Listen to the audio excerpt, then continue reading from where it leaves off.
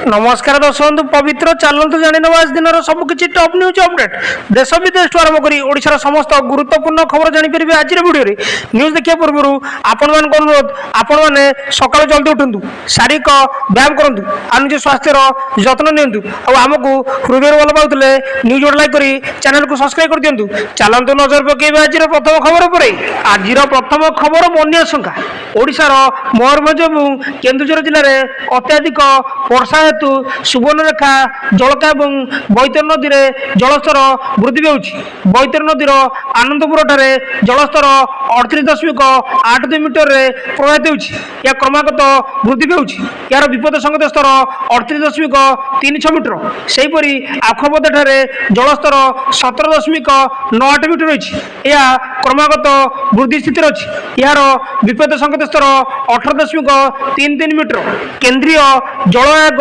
CWC अनुमान अनुजाई यह स्तर आज राति 10टा सुधा 18.65 मीटर पर्यंत वृद्धि पाइपर बोली सूचना मिली।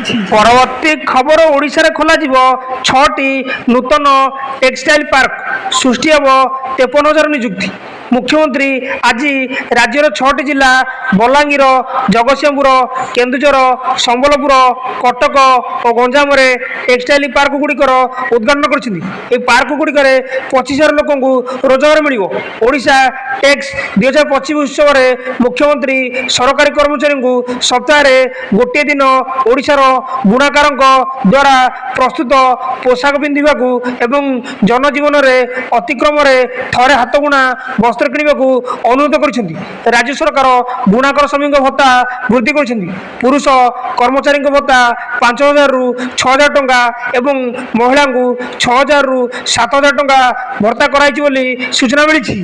परवर्ती खबर कमिला सुना दाम चलतु जाणी नवा आज सुना दाम सेहीपरि राजधानी भुवनेश्वर में 24 कैरेट सुना मूल्य 10 ग्राम पिछा 1,09,70 टଙ୍କା रही बेले 22 कैरेट सुना मूल्य 92,000 टଙ୍କା 550 टଙ୍କା पहुंची सेहीपरि मुंबई में 24 कैरेट सुना मूल्य 1,09,70 टଙ୍କା रही बेले 22 कैरेट सुना मूल्य 92,550 टଙ୍କା रही सेहीपरि नुआदिल्ली में 24 कैरेट सुना दाम 1,01,120 टଙ୍କା रही बेले 22 कैरेट सुना मूल्य 92,700 टଙ୍କା रही बोली सूचना मिली।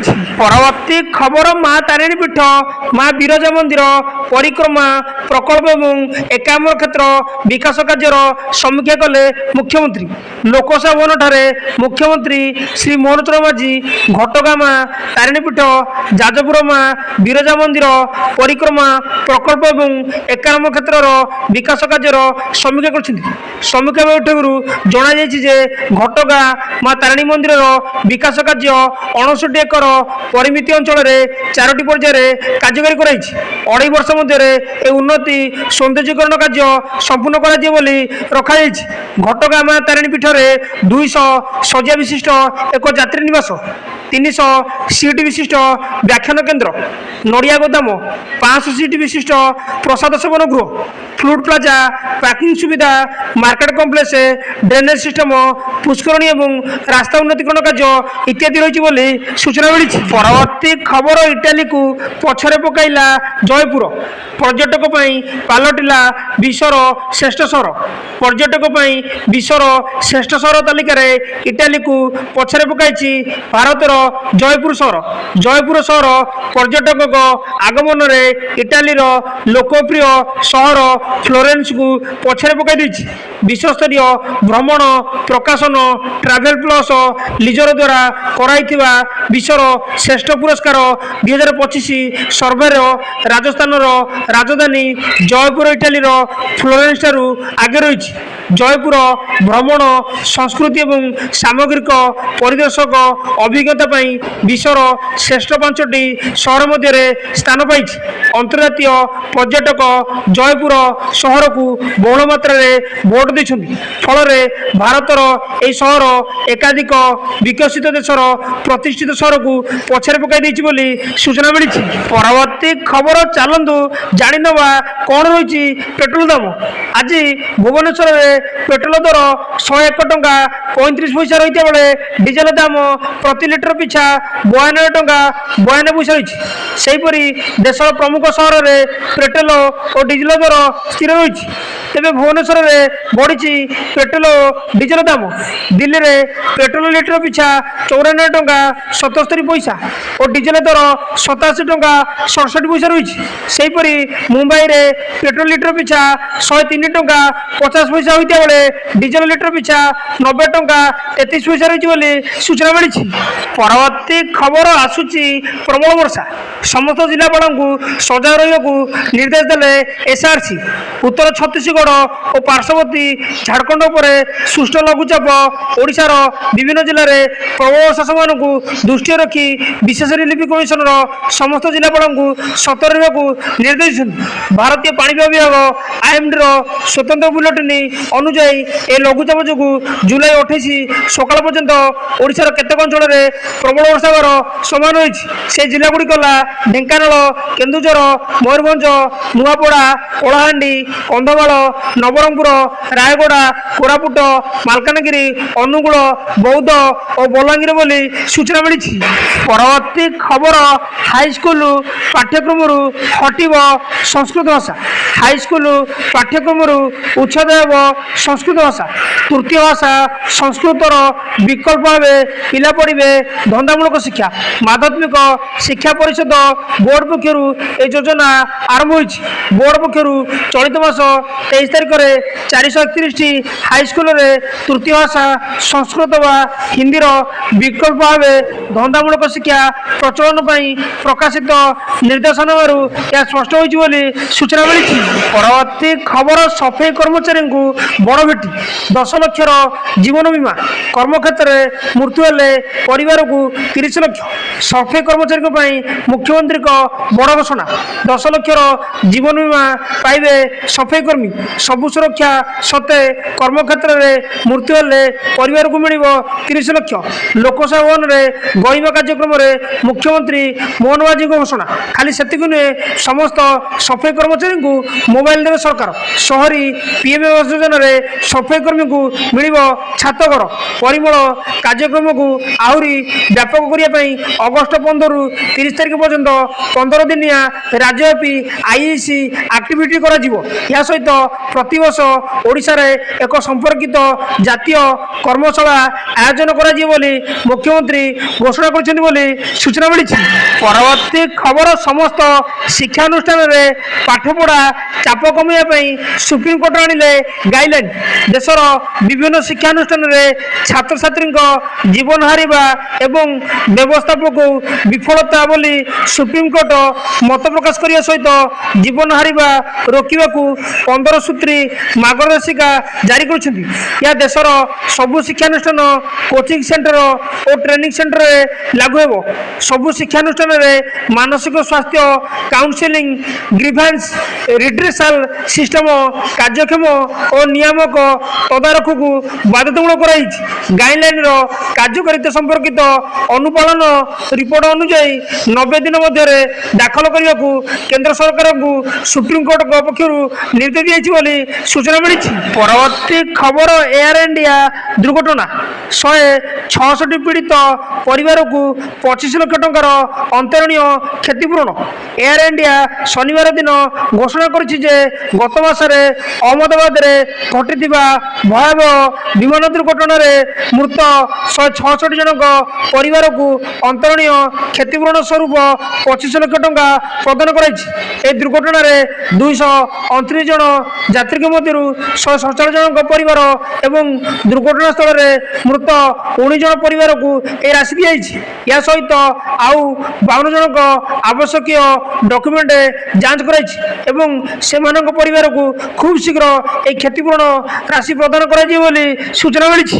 ପରବର୍ତ୍ତୀ ଖବର, ଚତୁର୍ଥ ଟେଷ୍ଟ ଭାରତ ଦ୍ୱିତୀୟ ପାଳିରେ 174 ରନରେ 2 ୱିକେଟ୍ ହରାଇଛି। ଜବାବରେ ଜୋ ରୁଟ୍ଙ୍କ 150 ଏବଂ ବେନ୍ ଷ୍ଟୋକ୍ସଙ୍କ 141 ରନ୍ ବଳରେ ଘରୋଇ ଦଳ 669 ରନ୍ର ବିଶାଳ ସ୍କୋର କରିଥିଲା। ପ୍ରଥମ ପାଳିରେ 111 ରନରେ ପଛୁଆ ଥିବା ଭାରତ ଦ୍ୱିତୀୟ ପାଳି ଆରମ୍ଭ ବ୍ୟାଟିଂ ବିପର୍ଯ୍ୟୟର ସମ୍ମୁଖୀନ ହୋଇଥିଲା। ବିନା କୌଣସି ଖାତା ଖୋଲି ଭାରତ 2ଟି ୱିକେଟ୍ ହରାଇଥିଲା। ଯଶସ୍ୱୀ ଜୟସ୍ୱାଲ ଏବଂ ସାଇ ସୁଦର୍ଶନ ବିନା କୌଣସି ରନ୍ କରି ଆଉଟ୍ ହୋଇଥିଲେ। ଏହାପରେ ରାହୁଲ ଏବଂ ଗିଲ୍ ପାଳି ସମ୍ଭାଳିଥିଲେ। ଉଭୟ ସତର୍କତାର ସହିତ ଖେଳି 174 ରନର ଭାଗିଦାର କରିଛନ୍ତି। ଶେଷ ଦିନରେ ଏହି ଦୁଇ ବ୍ୟାଟ୍ସମ୍ୟାନଙ୍କ ଉପରେ ବିଶେଷ କିଛି ନିର୍ଭର କରୁଛି ଦଳ ବୋଲି ସୂଚନା ମିଳିଛି। ପରବର୍ତ୍ତୀ ଖବର ବାର୍ଡ ଫ୍ଲୁ ଚିହ୍ନଟ। ଦମନ ଭୂମିରେ ପୋତା ହେଲା 2469 କୁକୁଡ଼ା।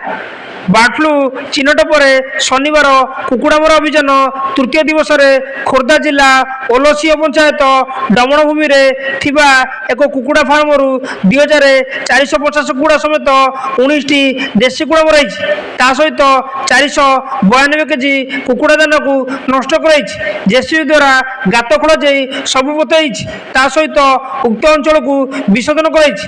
ଆଜି ସୁଦ୍ଧା ଜଙ୍କିଆ ବାର୍ଡ ଫ୍ଲୁ ଚିହ୍ନଟ ହେବା ପରେ ଜଙ୍କିଆ ସମେତ ଏହାର ଆଖପାଖ ଅଞ୍ଚଳରୁ ସମୁଦାୟ 7679 କୁକୁଡ଼ା ମରାଯାଇଥିବା ବେଳେ ସମୁଦାୟ 2592 କେଜି କୁକୁଡ଼ା ଦାନ ନଷ୍ଟ କରାଯିବା ସହିତ ପୋତା ଯାଇଥିବା ଜିଲ୍ଲା ପ୍ରାଣୀ ବିଭାଗ ତରଫରୁ ଜଣାପଡ଼ିଛି ବୋଲି ସୂଚନା ମିଳିଛି।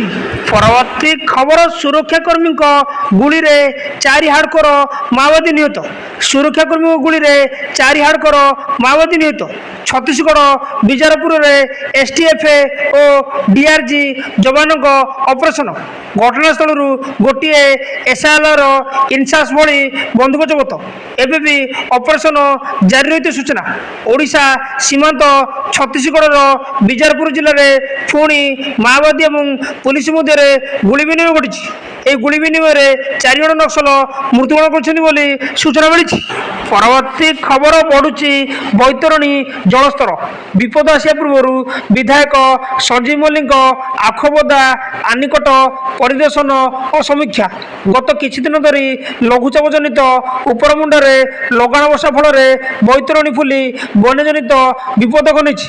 ଏଭଳି ଘଡ଼ିସନ୍ଧି ମୁହୂର୍ତ୍ତରେ ଭଣ୍ଡାରୀ ପୋଖରୀ ବିଧାୟକ ସଞ୍ଜୀବ ମଲ୍ଲିକ ଏହି ବ୍ଲକର ଆଖୁପଦା ସ୍ଥିତ ଆନିକଟଠାରେ ପହଞ୍ଚି ଜଳସେଚନ ବିଭାଗର ଯନ୍ତ୍ରୀ, କାର୍ଯ୍ୟନିର୍ବାହୀ ଯନ୍ତ୍ରୀ, ବ୍ଲକ ଉନ୍ନୟନ ଅଧିକାରୀ, ପଞ୍ଚାୟତ ସମିତି ଅଧ୍ୟକ୍ଷା ସୁମିତ ସେଠୀ ଓ ବିଭାଗୀୟ ଅଧିକାରୀଙ୍କ ଉପସ୍ଥିତିରେ ଆଲୋଚନା କରିଛନ୍ତି ଏବଂ ସ୍ଥିତି ଅନୁଧ୍ୟାନ କରିବା ସହିତ ପ୍ରଭାବିତ ଅଞ୍ଚଳର ଜନଜୀବନ ସୁରକ୍ଷା ପାଇଁ ଶୁଖିଲା ଖାଦ୍ୟ ଆବଶ୍ୟକ ପଡ଼ିଲେ ମେଡିସିନ ପ୍ରସ୍ତୁତ ରଖିବାକୁ ତହସିଲଦାର ଓ ରାଜସ୍ୱ ଅଧିକାରୀମାନଙ୍କୁ ପ୍ରସ୍ତୁତ ରହିବାକୁ କହିଛନ୍ତି ବୋଲି ସୂଚନା ମିଳିଛି। ପରବର୍ତ୍ତୀ ଖବର ମହାନଦୀର ଜଳସ୍ତର ବୃଦ୍ଧି, ସମ୍ଭାବ୍ୟ ବନ୍ୟା ପରିସ୍ଥିତି ଆଶଙ୍କା। ଲଘୁଚାପ ଜନିତ ଲଗାଣ ବର୍ଷା ଯୋଗୁଁ ମହାନଦୀର ଜଳସ୍ତର ବୃଦ୍ଧି ପାଇବାରେ ଲାଗିଛି। ହୀରାକୁଦ ଜଳଭଣ୍ଡାରରୁ 24 ଗେଟ୍ ଦେଇ ଜଳ ନିଷ୍କାସନ ହେଉଛି।